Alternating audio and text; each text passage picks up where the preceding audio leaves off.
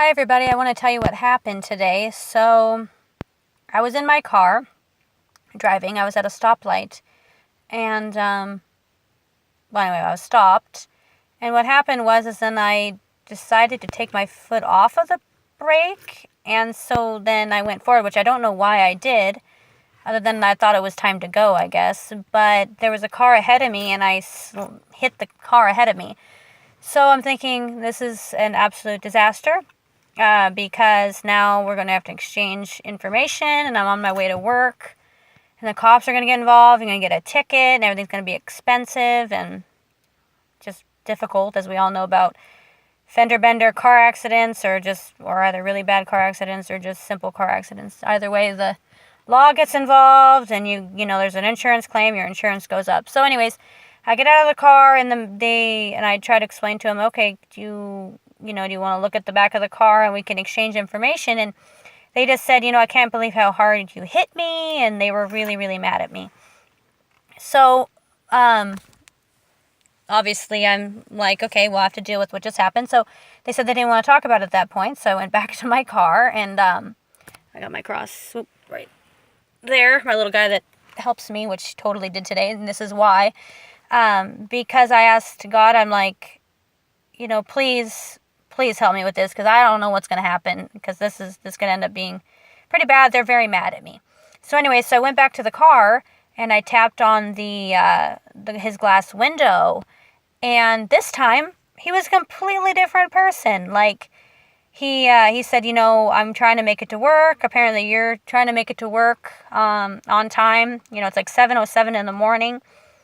And he says, so I don't know what you're going through or what's happening with your life. Well, about 2 weeks prior to this, I had a miscarriage, and that absolutely, kind of ectopic miscarriage. They were all confused, the doctors were, but I was having really bad pain, and they said they found the baby, but they thought it was in my tube, or they didn't know if it was in my tube, but I was having a lot of pain, so I had to have a procedure, and anyways, and so I have been very sad about that, because I was trying to have a kid, or a baby, my husband and I. Anyways, and so I was getting over that by praying, and because when I'm in my car by myself, I like to pray, and that's when I get to be by myself and talk to God one-on-one.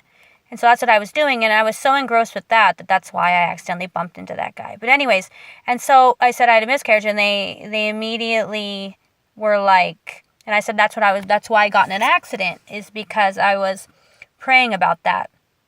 So what happened while I was driving, and I just was a little distraught. I don't know. But he didn't think I was a distraught Christian or anything like that, because what they did was the driver is he grabbed my arm and just started praying, and he's saying, God, bless this woman, let her be able to have another baby, and just let this be able to work out. And I'm completely like just in awe, and I felt my body was like electric shock almost. Like I felt so warm. There was so much love coming off of the two in the car and me, and here I am outside in the middle of traffic. It's 7:00, probably about this point, like 7:15.